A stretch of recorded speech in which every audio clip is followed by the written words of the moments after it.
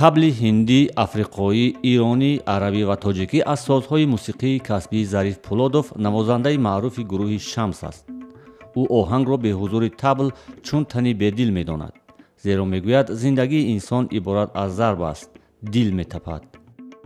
аз даври қадим тамоми асбобҳои зарбӣ ино ҳамчи як асбоби вай буданд, диққатҷалбкунанда, маъне яъне ки диққатҷалб. вақте ки ягон тӯю марака мешуд, якум зарб, овози зарб мебуромад ки хабар медодад. тамоми зиндагии вуҷуди мо зарб аст. хестан, хӯрдан, гаштан, нафас гирифтан, дил, тапиши дил. ҳатто бинед ҳозир ман сухан мегӯям рост ки ҳамаш ба зарб. агар ман нодуруст гап занам, аз зарб берун мешавад суханҳои ман. ин барои ҳамин зарб.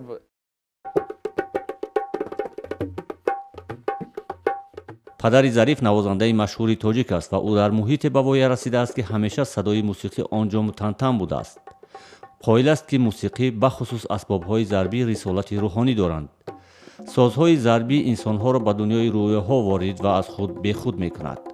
рақсҳои суфиёна ҳам зери садои зарб сурат мегирад. садои созҳои зарбӣ ҳатто дар баъзе миллатҳо ба сифати мусиқии мазҳабӣ истифода мешавад. бигӯем дар ҳамин масҷидҳояшон бисёр истифода мебаранд, ҳамчунин ҳам мусулмонҳои Индустон, ҳамчунин ҳам ҳиндуҳои Индустон. вақте ки дар масҷидҳояшон ҷамъ мешаванд, ба суруххонӣ маҳжул мешаванд, ба худо ибодат мекунанд. ҳамин асбобро бисёртар истифода мебаранд, барои ки ин асбоб бисёр диққатҷалбкунанда аст ва ҳам камтар навозишаш иқа мушкилӣ надорад. тақрибан 2 даҳсолаи ахир асбобҳои зарбии миллатҳои мухталифи дунё вориди мусиқии тоҷик шудааст, ки қаблан хеле кам истифода мешуд. ҳунармандони тоҷик талоши зиёде доранд ки истифодаи он созҳои мусиқии зарбии миллатҳои мухталифро ба мусиқии тоҷикӣ омезиш диҳанд ва мутобиқ созанд.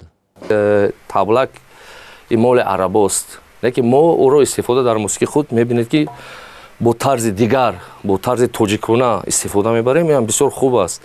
барои ҳама бояд кӯшиш кунанд ки аввал тамоми асбобе ки мегирад аз дигар миллатҳо бояд бо тарзи навозишро ба тарзи худи миллати худ истифода барад, на он ки ба тарзи барош ки мусиқи онҳоро мо навозиш намекунем, мо мусиқи худа навозиш мекунем ҳама вақт. Зариф Пулодов 46 сол дорад ва бештари умри худро сарфи навохтан ва омӯзиши таърихи асбобҳои зарбӣ кардааст.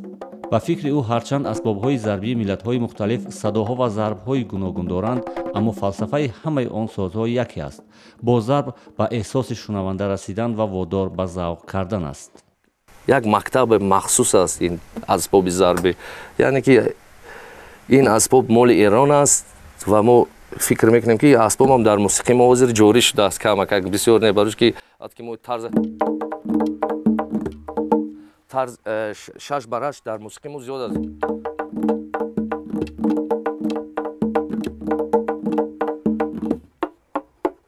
оно бисёр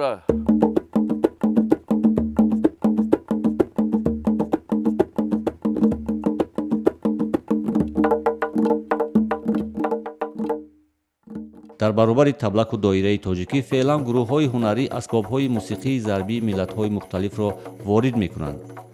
ба қавли дигар он созҳои зарбии хориҷӣ ба доирау таблаку дафи тоҷикӣ рӯ ба рақобат шудааст.